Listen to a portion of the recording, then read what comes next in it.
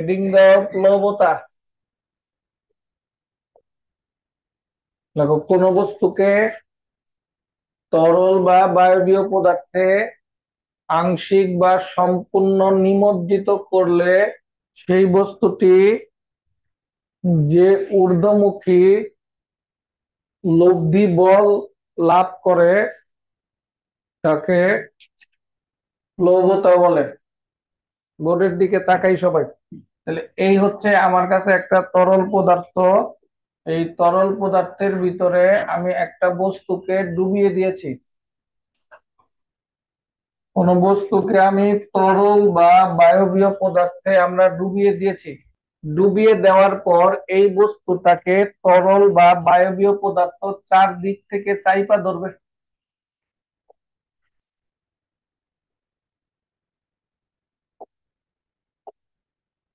চার দিক থেকে চাইপা ধরছে। চাইপা ধরার পরে এই বস্তুটা কি ডানেও যাইতে পারে না, বামেও যাইতে পারে না, উপরেও যাইতে পারে না, নিচেও যাইতে পারে না। বিষয়টা তা না, এইখানে একটু কেরামতি আছে, খুব মনোযোগ দাও। এই যে বস্তুটাকে চার দিক দিয়ে চেপে ধরছে, চেপে দেওয়ার পরে কি ঘটনা ঘটছে, কি ঘটনা ঘটছে জানতে মন চায়। এই বস্তুটা কি এমন জিনিস পাইছে। দেখো, এখানে যখন চারপাশ থেকে চেপে ধরছে তাইলে সে কি একটা বল লাভ করবে। কি লাভ করবে? বল লাভ করবে। তাহলে এই বলের সূত্র হচ্ছে এফ ইকুয়াল টু পা, নাকি মনে আছে নি? এফ ইকুয়াল টু কি? পা।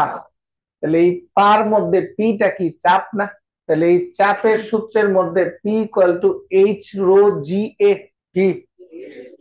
তার মানে যদি একই তরল, একই জি, একই ক্ষেত্রফল হয় তাহলে এফটা মূলত এইচ এর সাথে সম্পর্ক। কার সাথে সম্পর্ক? তার মানে যেখানে এফটা বেশি হবে সেখানে এইচও বেশি হইতে হবে, যেখানে এফটা কম হবে সেখানে কি? এইচও কম হইতে হবে। বুঝে, খুব মনোযোগ দিয়ে বোঝার চেষ্টা করে।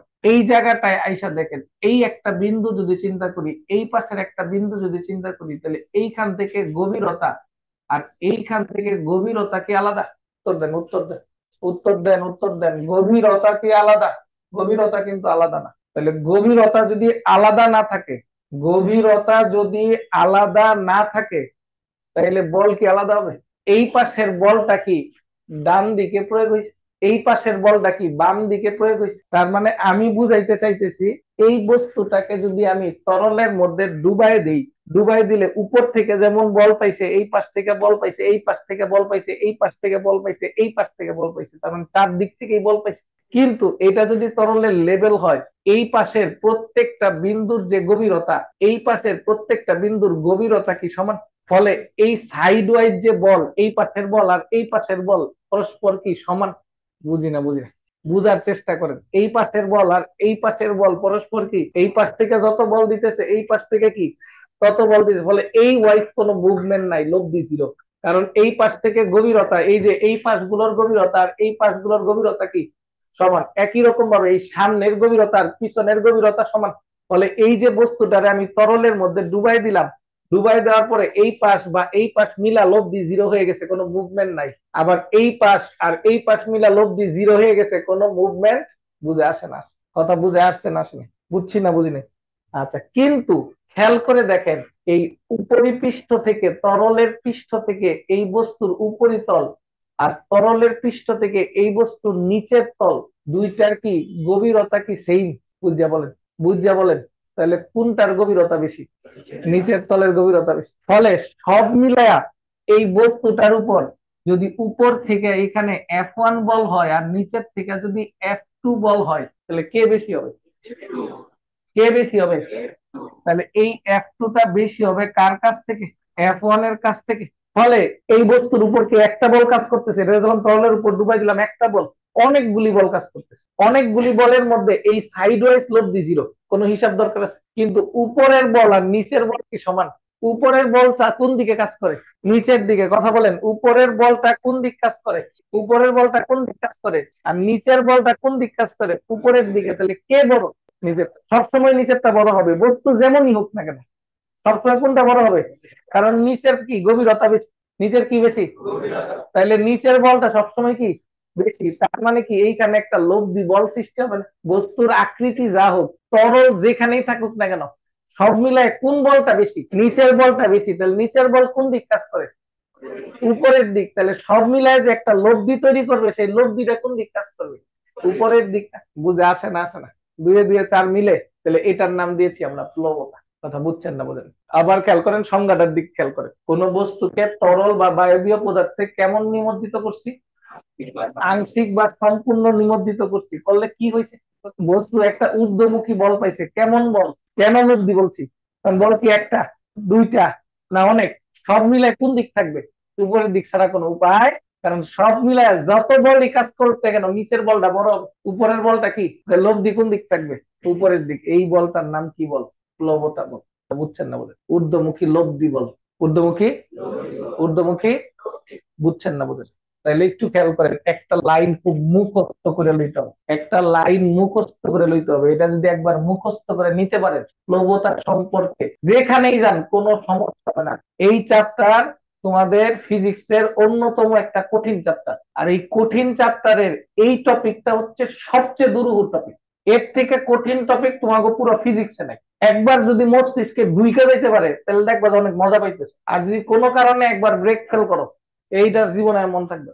দয়া করে যতটুকু সম্ভব মনোযোগ চাইবে। একবার খালি বুঝো, একবার বুঝো, দেখবা যে একদম ক্লিয়ার হয়ে গেছে। কিন্তু কেন জানি তোমরা বুঝতে চাও না। এতক্ষণ যা বুঝাইলাম তা নিয়ে কারো কোনো প্রশ্ন থাকলে বল। একটা বস্তুকে তরলে ডুবাইছি, ডুবাইলে তরল মিয়া কি করছে? এই বস্তুরে চারদিক থেকে চাইপা ধরছে। চাইপা ধরার পরে দেখছি সাইড দিয়ে যে বলগুলি আছে, সেই বলগুলির লব্ধি জিরো। কারণ এটা যে দিক ঠেলে, এটা দিক তার দিকে ঠেলে, বিপরীত দিকে ঠেলে। এটা যে দিক ঠেলে, এটা তার কোন দিক?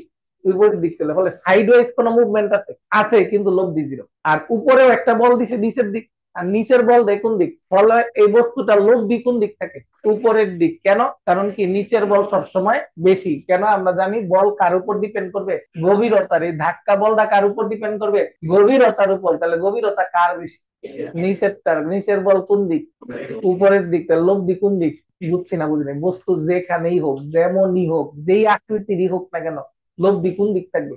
উপরের দিক। তাহলে বাচ্চারা, আমি যদি তোমাকে একটা ছোট্ট প্রশ্ন জিজ্ঞেস করি যে এইখানের প্লবতাটা কি, তাহলে তুমি যদি আমাকে বলো যে স্যার প্লবতা বুঝেছি আমি, প্লবতা হচ্ছে ঊর্ধ্বমুখী লব্ধি বল, কারো কোনো প্রবলেম?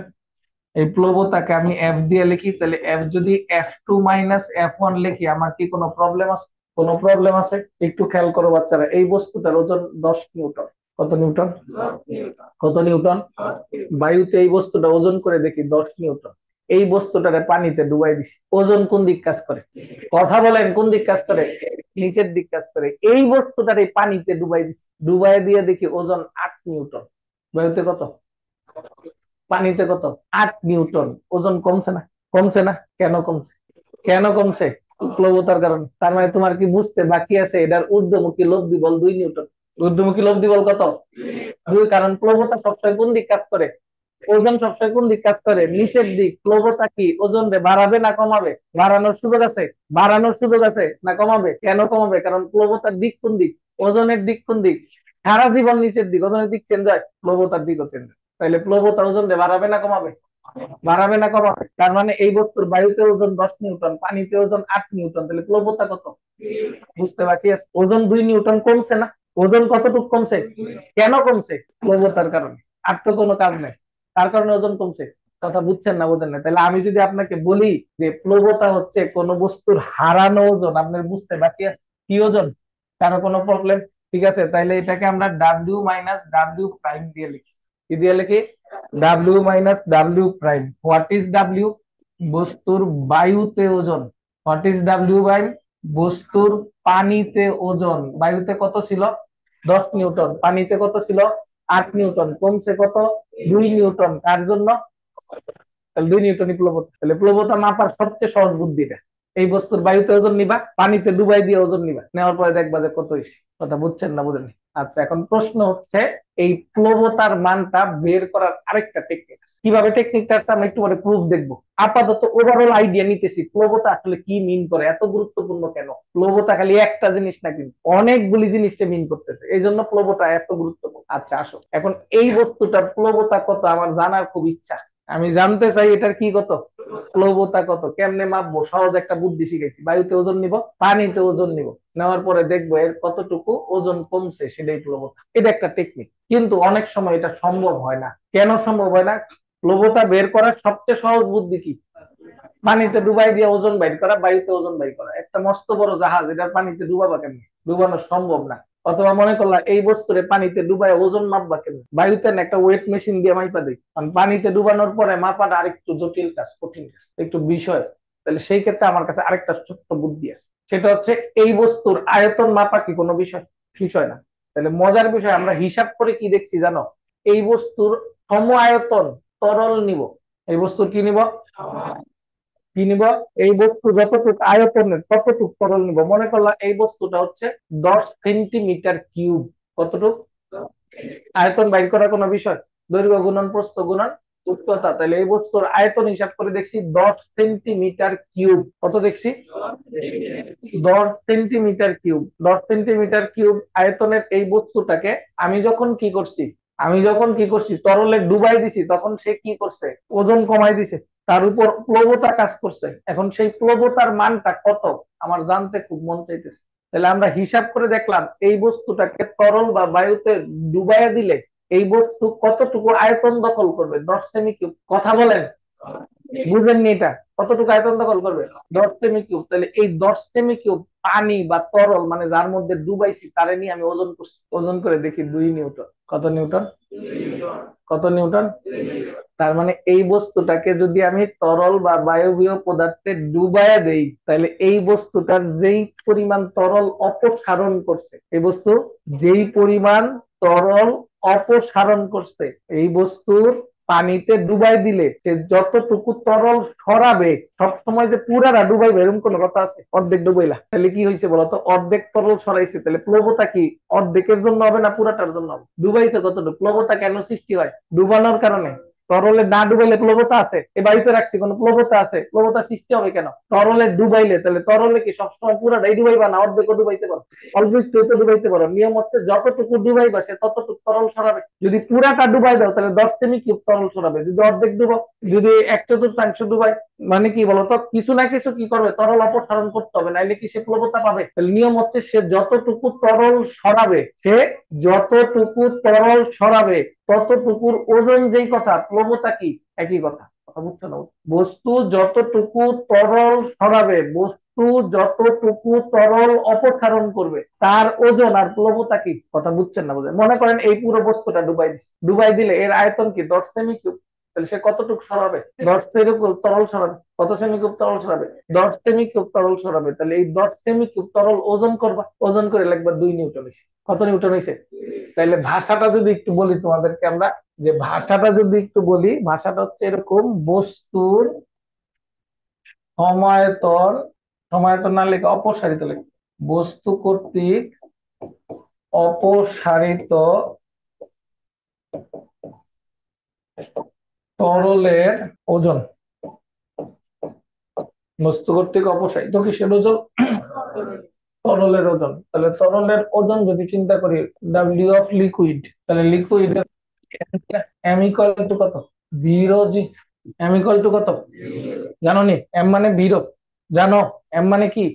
বিরো, জানো? তাহলে এখানে আয়তন টাকার, আয়তন টাকার, বস্তুর আয়তন, ঘনত্ব টাকার। বুঝছেন? কিন্তু আমার কাছে 2টা গ্লাস আছে, এক গ্লাসের মধ্যে গ্লাস বইরা পানি নিছি, আরেক গ্লাসের মধ্যে গ্লাস বইরা কেরোসিন নিছি। মনে করো 2টা গ্লাস, মনে করো 2টা গ্লাসের মধ্যে 1 লিটার করে পানি আর কেরোসিন আছে। একটা গ্লাসে কি নিছি? পানি নিছি। আরেকটা গ্লাসের মধ্যে কি নিছি? কেরোসিন নিছি। গ্লাস দুইটার আয়তন কি ভিন্ন? কথা বলেন, কথা বলেন। আয়তন কি ভিন্ন? আয়তন সেম, কিন্তু ভর কি ভিন্ন? না, ভর কি ভিন্ন? অবশ্যই ভিন্ন। কেন? কারণ একই উপাদান নিছি না ভিন্ন উপাদান। যেটার মধ্যে পানি নিছো সেটা হচ্ছে কি বলতো 1 কেজি, যেটার মধ্যে কেরোসিন নিছো সেটা কি 800 গ্রাম। তাহলে আয়তন তো সমান, ভর ভিন্ন হইলো কেন? তাহলে ভর কি শুধু আয়তনের উপর ডিপেন্ড করে না ঘনত্বের উপরও ডিপেন্ড করে? মনে রাখবা, ঘনত্ব যার ভর তার। এই আয়তনকে যখন পানির ঘনত্ব দিয়ে গুণ করছি তাহলে পানির ভর পাইছি, বুঝুনি? এই আয়তনকে যখন কেরোসিনের ঘনত্ব দিয়ে গুণ করবো তখন কার ভর পাবো? কেরোসিনের ভর পাবো। এই আয়তনকে যখন লোহার ঘনত্ব দিয়ে গুণ করবো কার ভর পাবো? লোহার ভর পাবো না? বুঝে আসেন আসেন, তার মানে ভর কি শুধু আয়তনের উপর ডিপেন্ড করে? কার উপর ডিপেন্ড করে? মূলত ঘনত্বের উপর ডিপেন্ড করে। তার মানে এইখানে এই যে ডাব্লিউ এলটা বলতেছে, এটা কার ওজন? কার ওজন? তাহলে আয়তনটা কার? বস্তুর, কিন্তু ঘনত্বটা কার? নাহলে কি তরলের ওজন পাবো? তাহলে এটা কার ঘনত্ব? তরলের ঘনত্ব। আর জি তো জি, জি তো কি? তাহলে সেই ক্ষেত্রে আমরা কি বলতে পারি বাচ্চারা, যে এফ এর আরেকটা মান হচ্ছে ভিরো এফ জি। ফ্লুইডের ঘনত্ব, তরলের ঘনত্বকে রো এফ দিয়ে লিখি। আমরা কি দিয়ে লিখি? Rho F. এই তিনটা কথা যে বুঝতে পারবা, প্লবতা নিয়ে আর কোন স্ট্রাগল করবা না। আবার প্রথম থেকে আসি, খুব মনোযোগ দেন। 1 নাম্বার, এফ কি? প্লবতা। প্লবতার মূল কনসেপ্ট কি? তরলের মধ্যে কোন বস্তুকে, বায়বীয় মধ্যে কোন বস্তুকে ডুবাই দিলে সেই বস্তুর চারদিক থেকে চাইপা ধরে। তার মধ্যে হিসাব করে দেখছি, নিচের বল ঊর্ধ্বমুখী, উপরের বল নিম্নমুখী। তাহলে ঊর্ধ্বমুখী বলটা কি? বেশি। সেজন্য বস্তুকে যেভাবেই ডুবাও না কেন, উপরের দিকে একটা বল অনুভব করবে, সেটার নাম কি? প্লবতা। কথা বলেন, সেটার নাম কি? প্লবতা। তাহলে প্লবতার মূল কনসেপ্ট কি বল? ঊর্ধ্বমুখী লব্ধি বল। তাহলে ঊর্ধ্বমুখী লব্ধি বল মানে F2 minus F1। What is F2? নিচের থেকে যেটা উপরের দিক কাজ করে। What is F1? উপর থেকে যেটা নিচে কাজ করে। তাহলে প্লবতা কি কোনো সিঙ্গেল বল? প্লবতা কি একটা বল না, অনেকগুলি বলের লব্ধি। এটা ডাইরেকশন কি? বল 100 থাকুক, 1000 থাকুক, ডাইরেকশন কোন দিক হবে? উপরের দিকে। কোন দিক হবে? বস্তু যেমনে থাকুক, শুয়ে থাকুক, বসে থাকুক, লাফায় থাকুক, ওজন নিচের দিক কাজ করে। তাইলে বস্তুর যেমনে ডুবাও, প্লবতা কোন দিক কাজ করবে? উপরের দিকে কাজ করবে। মন থাকবে। ফলে ওজন বাড়াবে না কমাবে? ওজন বাড়াবে না কমাবে? তাহলে একটা বায়ুতে ওজন নিলাম আর পানিতে ডুবানোর পরে ওজন নিলাম, কার ওজন বেশি হবে? বায়ুর ওজন বেশি হবে। কার ওজন কম হবে? পানির ওজন কম হবে। কতটুকু কম হবে? প্লবতার সমান। কার সমান? কারণ প্লবতাই তো ঊর্ধ্বমুখী বল। তাহলে ঊর্ধ্বমুখী বলের সমানই ওজন কম হবে। কথা বুঝছেন? তার মানে বায়ুর ওজন থেকে পানির ওজন বিয়োগ দিলে, বায়ুর ওজন থেকে তরলের ওজন বিয়োগ দিলে যা পাবো সেটাই প্লবতা। সেটাই কি? হিসাব করতে চাই যে এই প্লবতার মানটা কত। তাহলে আমরা হিসাব করে দেখছি, কোন বস্তুকে তরলে ডুবাইলে, বাবা বোর্ডের দিকে, আমার দিকে, কোন বস্তুকে তরলে ডুবাইলে সেই বস্তু কিছু তরল সরাবে। কারণ বস্তু জায়গা দখল করতে হবে না? কথা বলেন, বস্তু কি জায়গা দখল করতে হবে কি হবে না? বস্তু কিছু তরল সরাবে, যতটুকু তরল সরাবে তার ওজন। আর প্লবতা কি? বস্তু যতটুকু তরল সরাবে। যদি বস্তুকে, যেমন এই বস্তুকে পুরাটা ডুবাই দিলে পুরা তরল সরাবে, কিন্তু অর্ধেক ডুবাইলে, এতটুকু ডুবাইলে এতটুকু তরল সরাবে। তার মানে বস্তু যতটুকু তরল সরায়, প্লবতা তার জন্যই হবে। বস্তুরে অর্ধেক ডুবাইছি, তাহলে প্লবতা কি পুরো বস্তুর পাবো না অর্ধেক জন্য পাবো? বস্তুর উপরে কাজ করবে। প্লবতা তো আর অর্ধেকের উপর কাজ করতে পারবে না। প্লবতা কাজ করবে কার উপর? বস্তুর উপরেই কাজ করবে। কিন্তু প্লবতা কি আর পুরো বস্তুর জন্য সৃষ্টি হবে? না যা ডুবাইছি তার জন্য? প্লবতা কি না ডুবাইলে কাজ করবে? বাড়িতে রাখলাম, প্লবতা আছে, কিন্তু পানিতে ডুবাইলে, পানিতে কতটুকু ডুবাবো? যতটুকু ডুবাবো, প্লবতা কি ততটুকের জন্য কাজ। তাহলে এই পুরো বস্তুকে যদি পানিতে ডুবাই দিই, তাহলে পুরো বস্তুর জন্য প্লবতা কাজ করবে। অর্ধেক ডুবাইলে অর্ধেকের জন্য কাজ করবে। সেজন্য আমরা কি লিখছি? বস্তু কর্তৃক কি? বস্তু কর্তৃক কি? অপসারিত। যদি পুরো বস্তু ডুবাও, পুরো বস্তুই তো অপসারণ করছে। অর্ধেক ডুবাইলে অর্ধেক অপসারণ করছে, 1/4 ডুবাইলে 1/4 অপসারণ। তাহলে বস্তু কর্তৃক অপসারিত তরলের কি? কথা বলেন, বস্তু কর্তৃক অপসারিত তরলের ওজন। তাহলে সেটা কত বলেন তো? হিসাব করে কি দেখছি? কত? ভিরো এফ জি। কথা বলেন কত? ভি কি? বস্তুর আয়তন। ভি কি? ভি কি? কিন্তু রো কি? কারণ কি? ওজনটা তরলের ওজন। ওজনটা কার ওজন? তাইলে আয়তন বস্তুর হইতে পারে, একই আয়তনের ভিন্ন ভিন্ন বস্তু হইতে পারে না, কিন্তু সবার ভর কি সেম, কারণ সবার ঘনত্ব সেম। তাহলে ইনটু কত বলতো? জি। তাহলে প্লবতা সমান কি পাইলাম বলো? F2 minus F1 W minus W prime V rho F G. V rho F G. V rho V কি? বস্তুর ঘনত্ব। রো এফ কি? তরলের ঘনত্ব, যার মধ্যে ডুবাইছি তার ঘনত্ব। জি তো নাই করে। মন থাকবে নি? বুঝে আসছে নি? কারো কোনো প্রশ্ন আসেনি? বলেন দেখি আমাকে, সবাই বুঝে সুন্দর করে উঠে।